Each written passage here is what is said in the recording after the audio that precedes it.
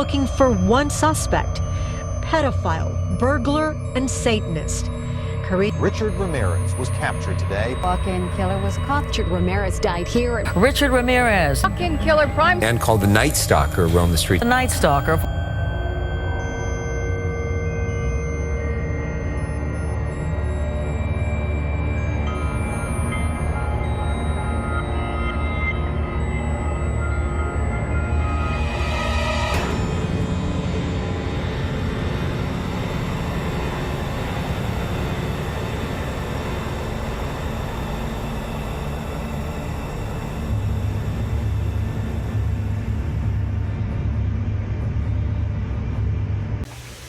Today we'll be talking about Richard Ramirez, aka serial killer Night Stalker. Ricardo Leyva Munoz Ramirez was born on February 29, 1960 in El Paso, Texas, to Mexican immigrants Mercedes Munoz and Julian Tapia Ramirez. He was the youngest between 3 brothers and 1 sister. He was knocked down on a swing at the age of 5 and shortly started developing epilepsy afterwards as a child. He worked irregular jobs for short periods of time, such as Holiday Inn and at various car mechanic shops. He got married while incarcerated to a loyal supporter and follower, 41-year-old Doreen Loy, in 1996, although her family disowned her. There wasn't much good, but that's, yeah. Now I'll be talking about the bad. As a young child, Richard, he would be called Five Finger Richie because he would always be stealing other people's things. So there we could see that there's already like mischief going on in his brain. His father would also try to reprimand him, and he would tie him up to the cemetery, like a cross at the cemetery, and he would leave him there overnight. So there we could see like the abuse or the parental abuse by his father, which is ironic because his father was a police officer in El Paso, so that's kind of going against what he should be doing. He also dropped out of school 9th grade, so he didn't have much of an education.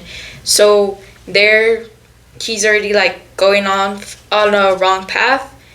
As a child, he was also influenced a lot by his cousin Miguel, who he fought in the Vietnam War, and he would tell him about the torture and the manipulation that they would do to Vietnamese women. And at 13, Miguel killed his wife, or at 13 years old, Richard saw his cousin Miguel kill his wife, and there wasn't anything that happened to Miguel, so you could see there that Richard was already seeing like, oh, nothing's happening to my cousin, so maybe I would be able to get away with murdering somebody as well. Between 1978 and 1980, Richard decided to move to California, where he became addicted to cocaine. He would be a really heavy drug user. He started robbing and doing burglary. He also became enlightened by Satanism, so he was really inspired by that ideal of Satanism and all the wrong things that they're being taught. He was arrested in 1981 for the first time for auto theft, and a second time in 1984. Also, when he went to California, his hygiene started becoming very poor, and he started not looking clean. So yeah, that's all for the bad.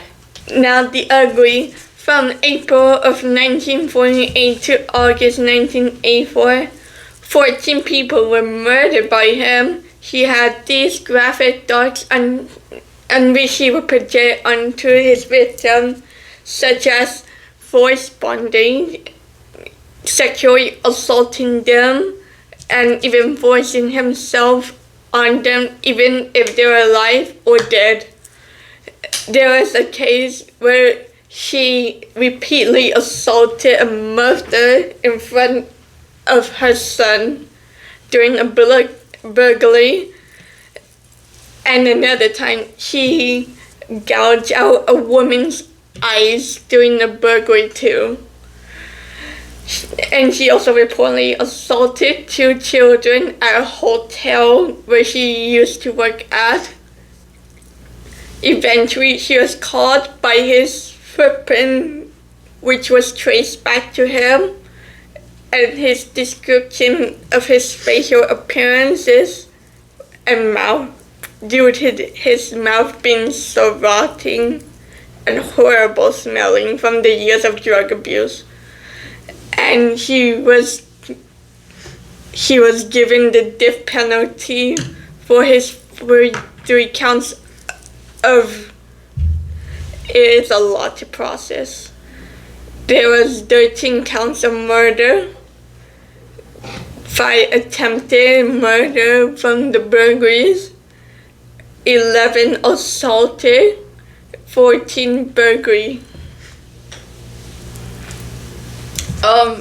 Also with this case, there's a lot of news reporters. So obviously, since it's like the thing that's going on, I guess you could say like a trend where most of the news reporters want to be the first ones to report a crime. So a lot of them would get intel from various police officers, I guess you could say, and they would report them. So going back to the footprint, they did find his footprint, but then with all the information from one of the news reporters like sharing online, he was also hearing and he was following his case. So he was like killing while also listening to what everything, like all the information that was coming out. So when he heard about the footprint, he decided not to wear the shoes anymore. But then at some of the other houses where the crimes were being committed, they were being able to trace back to him. He also stayed at the Cecil Hotel, in which many thought that he was involved with the Elisa Lam case or somehow like connected to that.